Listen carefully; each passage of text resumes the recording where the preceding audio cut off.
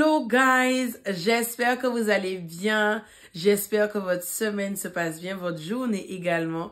Je suis très contente de vous retrouver pour une nouvelle saison, la saison 8, avec la femme victorieuse.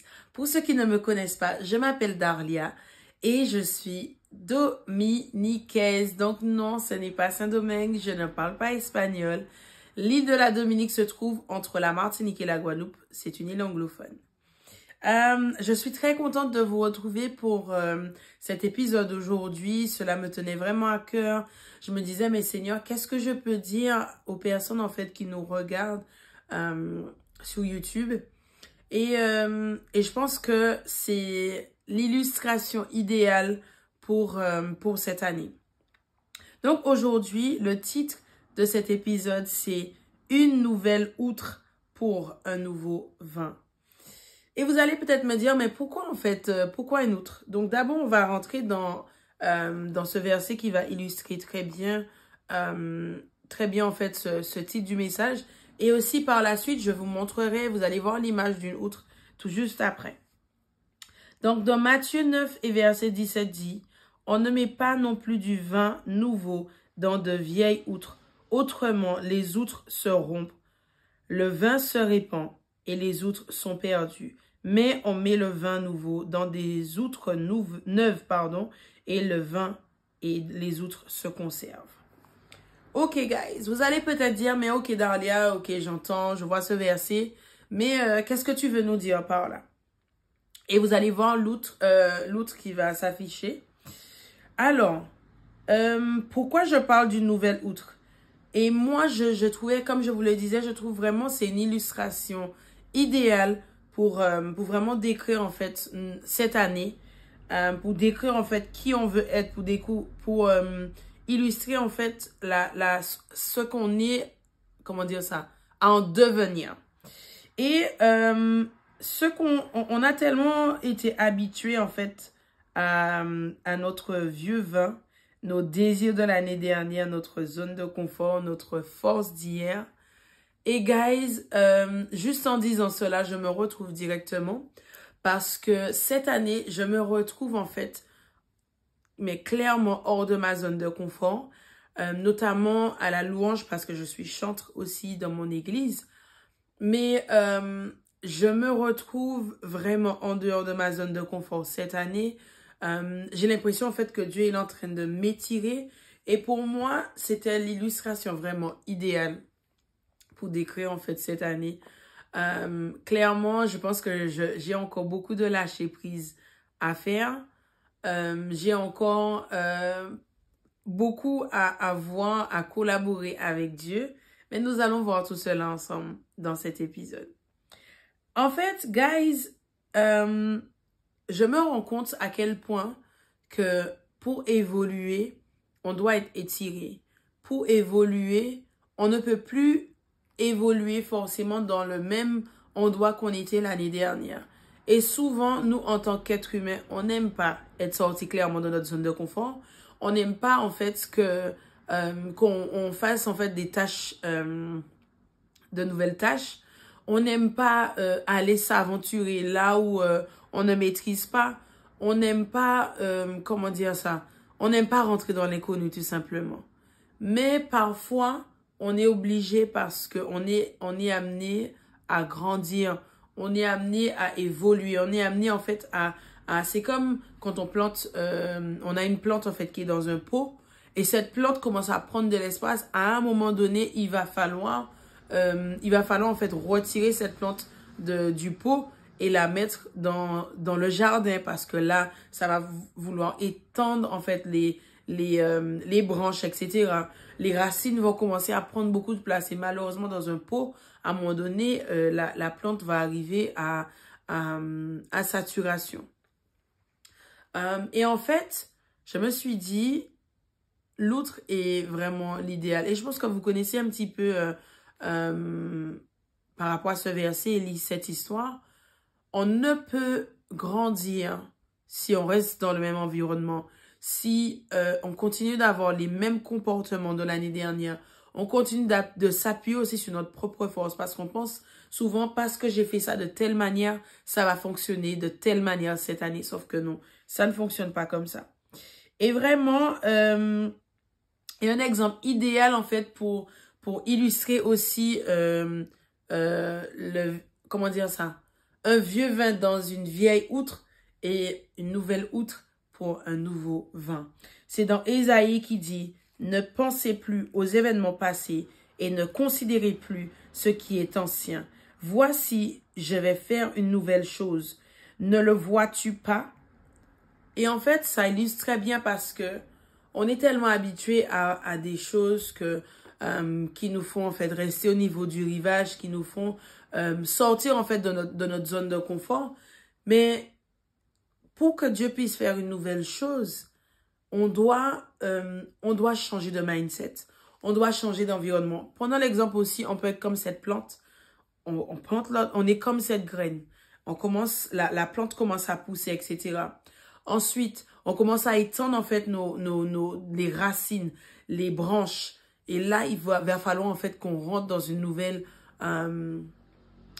terre pour justement étendre nos racines. Étendre en fait, et c'est ça, porter du fruit. Et vraiment, si je peux parler je prends l'exemple de moi, et moi je me reconnais vraiment comme cette nouvelle outre que le Seigneur m'appelle à être cette année pour contenir un nouveau vin. Il y a 2 ans, j'étais du tout pas comme ça, c'est-à-dire je ne parlais pas devant la caméra comme je le fais aujourd'hui, pas parce que je suis quelqu'un de timide, mais lorsque ça me demande de l'authenticité, même aussi à exposer parfois mes faiblesses, ça demande beaucoup de choses. Aujourd'hui, j'ai vraiment cette grâce de me dire que le Seigneur me donne le vouloir et le faire, il me donne la capacité nécessaire et pour qu'il puisse justement avoir, comment dire ça, le fait qu'il a pu faire ce travail avec moi, il a fallu en fait que je change de mindset. Il a fallu en fait que, par exemple, des personnes avec qui je marchais avant, je ne pouvais plus marcher avec ces personnes.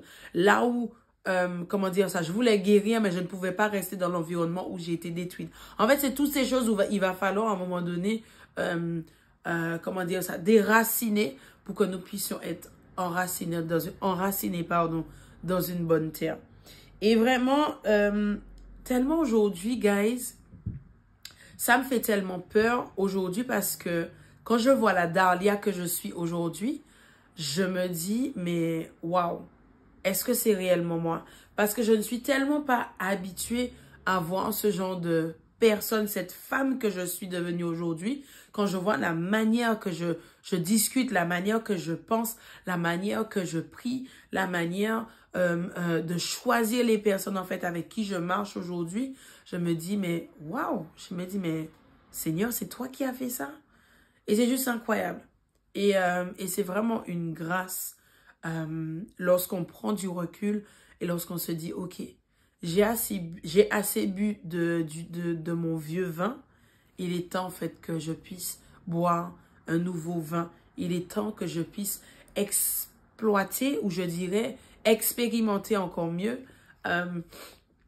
cette personne que je dois être, cette femme que Dieu m'appelle à être. Aspirer en fait à devenir meilleur, aspirer en fait à être une nouvelle version de moi. Et c'est pas juste une trend où ouais, c'est la nouvelle version de moi. Non, vraiment, Dieu nous appelle vraiment à être les personnes qu'il veut vraiment qu'on soit. Et lorsqu'il dit qu'il a des plans de paix, de bonheur pour nous, nous aussi, nous avons notre part à faire. Nous aussi, en fait, on doit collaborer avec le Saint-Esprit.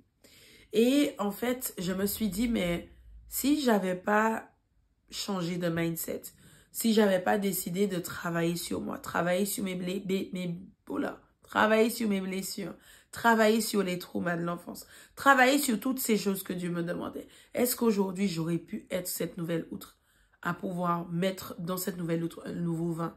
Est-ce que j'aurais eu cette capacité à gérer les responsabilités aujourd'hui que Dieu met sur ma vie? Est-ce que j'aurais été capable d'entretenir, de contenir tout ce que le Seigneur me donne aujourd'hui, que ce soit en bénédiction, que ce soit les compétences, peu importe en fait. Est-ce que j'aurais été capable d'être cette femme et assumer cette femme que je suis aujourd'hui?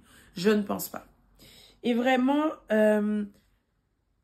je vous encourage vraiment, mais vraiment, à pouvoir changer de mindset, changer de votre façon de vivre, changer votre façon de penser. Souvent, on aime trop dire, ah, c'est comme ça que je suis.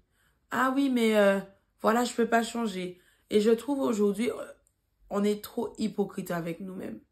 On n'est pas assez sincère avec nous-mêmes en se disant, en fait, là, ouais, je pense que là, il y a un souci. Là, il va falloir que je travaille sur moi. Il va falloir, en fait, que je gère, en fait, cette situation, ce comportement.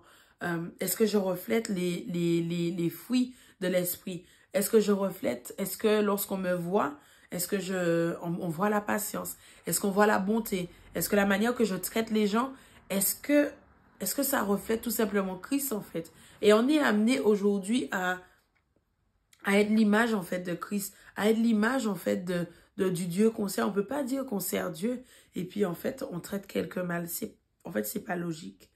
Donc, c'est pour ça que je vous encourage vraiment aujourd'hui à remplacer, en fait, ces vieilles outres et le remplacer et afin d'avoir une nouvelle outre, afin de recevoir pleinement tout ce que le Seigneur a prévu pour vous cette année. Et tu dois te dire, mais ok, Darlia, je t'entends, j'entends bien. Mais vous voulez vraiment être une nouvelle outre?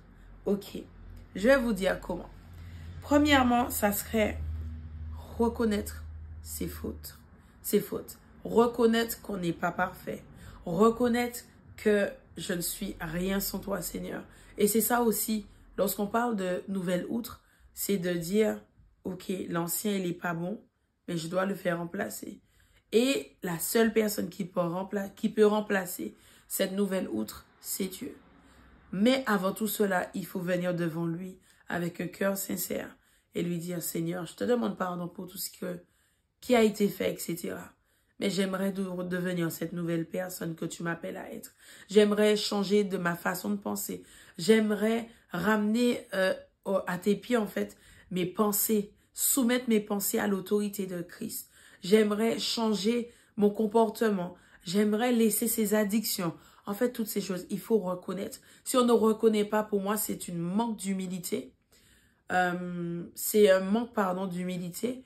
Et c'est dire aussi à Dieu, eh bien, en fait, sans toi, tu peux tout faire, en fait. En fait, sans toi, je peux avoir cette nouvelle outre. Mais en fait, c'est faux. Vraiment, venir devant Dieu avec un cœur pur, un cœur sincère. Parce que Dieu regarde au comportement, mais avant toute chose, Dieu regarde au cœur. Alors, soyez sincères avec lui. Demandez pardon. Comme il y a un verset en fait qui dit Dieu ne peut pas agir, il ne peut pas répondre si on ne demande pas pardon en fait pour nos transgressions, pour nos péchés, nos fautes, etc. Il faut demander pardon avant toute chose. Deuxièmement, ça serait renouveler ses pensées. Et il y a un verset qui dit ne vous conformez pas au siècle présent, mais par un renouvellement de vos pensées. Si vous ne renouvelez pas vos pensées, forcément, vous ne pouvez pas être cette nouvelle outre que le Seigneur vous appelle à être cette année. Vous ne pouvez pas accomplir certaines choses parce que lorsqu'on a tout le temps des mindsets en mode « Ah, je suis pas capable. Ah, les gens d'ici. Ah, les gens... » Non. Lorsqu'on sait qui on est en Christ, lorsqu'on connaît notre identité, lorsqu'on sait qu'est-ce que le Seigneur dit de nous, à ce moment-là, on est prêt à être cette nouvelle outre. Troisièmement, ne pas compter sur qui vous étiez hier. Ne pas compter sur votre propre force. Vous savez, souvent, je vais prendre l'exemple, en 2023, j'ai écrit un livre sur comment briser les chaînes de la pornographie et masturbation. Et à un moment donné, en fait, Dieu m'a mis à cœur en fait, des projets pour cette année. Et je voulais clairement m'appuyer sur ma force d'il y a 2 ans ou l'année dernière. Mais je me rends compte que ça ne fonctionne pas.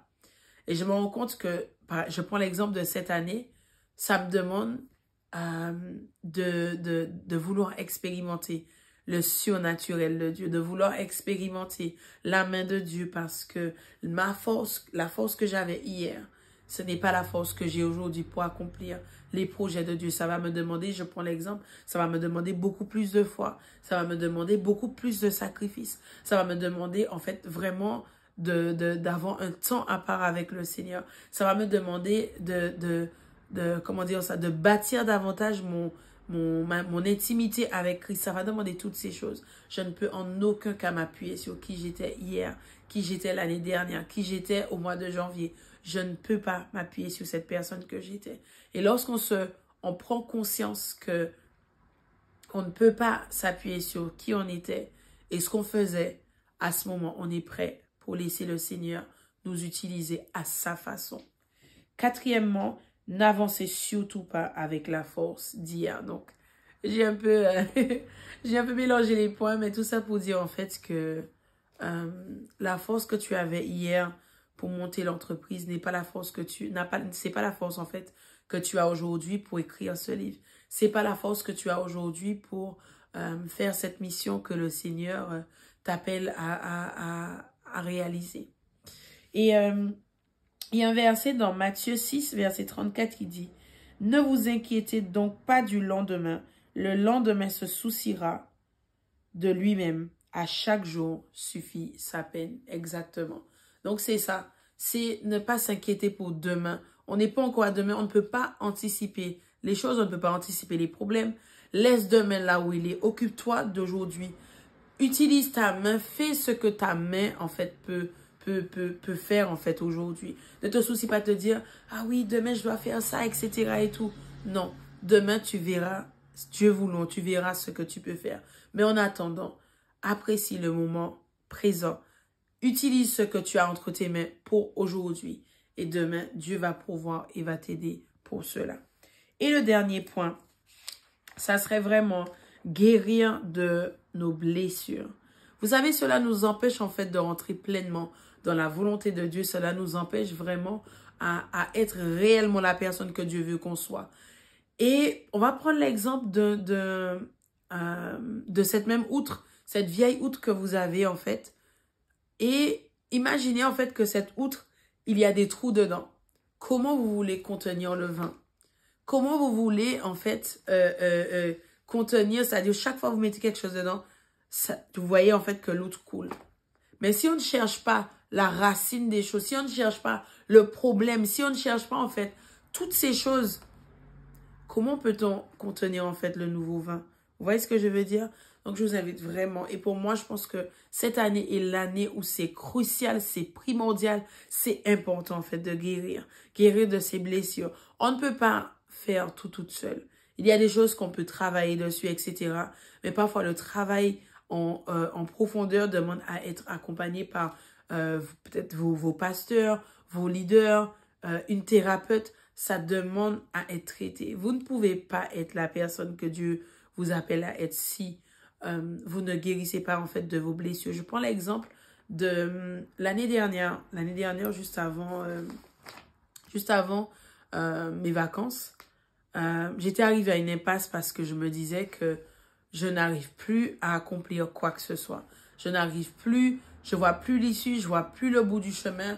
J'ai l'impression en fait que, on était au mois de juillet, j'avais l'impression en fait que Dieu n'avait plus rien prévu pour moi pour l'année 2024. Mais à un moment donné, il a fallu que je parte en vacances, que je revienne et que je me rende compte que je devais travailler sur moi, je devais consulter une thérapeute que je suis aujourd'hui et que cela va beaucoup mieux. Mais si j'avais pas fait cela, j'aurais continué à être cette personne amère que j'étais auparavant. J'aurais continué à traîner des blessures, à blesser des personnes qui n'ont rien demandé et à surtout ne pas pouvoir accomplir en fait les plans de Dieu dans ma vie. Donc c'est super important. Et en tout cas, vraiment, je vous encourage vraiment à prendre le temps d'écouter et de réécouter cette vidéo, de prier, demander à Dieu de vous révéler les choses. Demandez à Dieu, qu'est-ce que je dois travailler? Quelles sont les choses qui sont en moi, qui ne te plaisent pas? Comment puis-je te plaire, Seigneur? Vraiment, soyez honnête, soyez authentique, soyez ouvert. Parce que la meilleure personne qui peut vous aider à être cette nouvelle outre pour contenir les bénédictions de Dieu. Et en fait, la seule personne qui peut vous aider, en fait, comment dire ça, la seule personne qui peut vous aider à être vraiment cette nouvelle outre, c'est Christ lui-même. Vraiment prenez ce temps pour faire cette introspection avec vous. Vraiment prenez le temps d'écrire des choses, de voir en fait quelles sont les choses que vous avez vécues, des choses que vous savez que vous devez changer, mais aussi demander l'aide de Dieu pour que vous puissiez en fait faire ces changements. On est bientôt à la fin du mois de février. Ne continuez pas cette année sans avoir fait le travail nécessaire pour que le Seigneur puisse vous utiliser pleinement dans votre appel, peu importe là où vous serez. D'ici là, soyez bénis.